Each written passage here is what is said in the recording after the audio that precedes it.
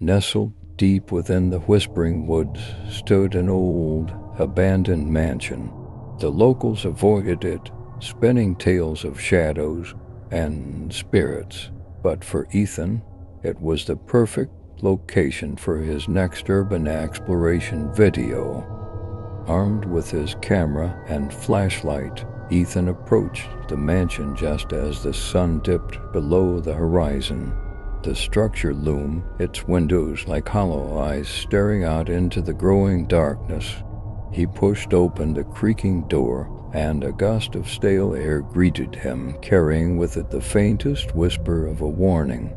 The first floor was littered with remnants of a past life, faded photographs, broken furniture, and the ever-present dust. Ethan narrated his observations, his voice echoing through the empty halls.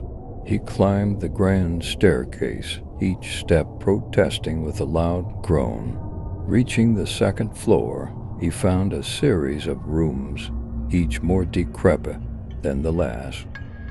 He paused in front of a particularly ornate door, its brass handle cool to the touch. As he turned the knob, a chill ran down his spine. The room was a bedroom, frozen in time. A massive canopy bed stood in the center, its once luxurious drapes now tattered. A large mirror hung on the wall, reflecting the dim light from his flashlight. As he panned his camera across the room, he felt a sudden, inexplicable urge to check the mirror. In its dusty reflection, Ethan saw himself and something else. A shadowy figure stood in the corner, motionless and silent. His heart pounded as he spun around, flashlight darting to the corner. Nothing. The room was empty. Trying to shake off the creeping fear, he laughed nervously. "Just my imagination," he muttered. He decided to set up his camera on the dresser, aiming it at the bed, and began an obsession, hoping to capture any supernatural sounds. "Is anyone here with me?" he asked, his voice trembling slightly. Silence. He repeated the question, but this time the silence was broken by a faint, almost imperceptible whisper, "Leave." Ethan's blood ran cold. He played back the recording to make sure he wasn't hearing things. There it was, clear as day. He took a deep breath, trying to stay calm. "Why should I leave?" he asked. The reply came faster this time, a low, guttural voice that seemed to reverberate through the room. "You are not alone." Ethan's flashlight flickered, casting eerie shadows that danced on the walls.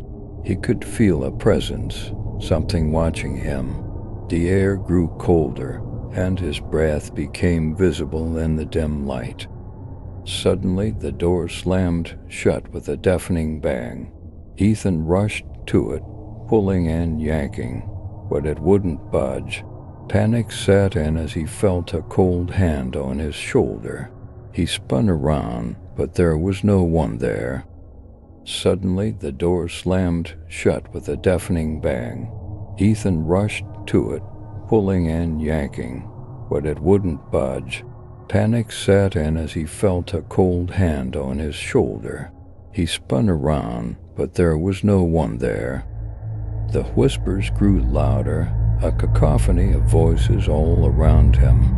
"Leave ... leave ... leave ... they chanted, growing more insistent with each passing second. His camera, still recording, captured the terror on his face as he frantically tried to find another way out. He backed into the corner, clutching his flashlight like a lifeline. The shadows seemed to close in, suffocating him with their darkness. Then the whispering stopped. Silence enveloped the room. Ethan's flashlight died, plunging him into pitch-black darkness. He fumbled for his camera, its tiny screen the only source of light now. On the screen, he saw himself in the mirror again, but this time the shadowy figure was standing right behind him. It reached out, a skeletal hand emerging from the darkness. Ethan screamed, but no sound escaped his lips. The last thing his camera recorded was his horrified face before everything went black. Ethan was never seen again, but his video remains a chilling reminder. Some places are abandoned for a reason, and some shadows should never be disturbed.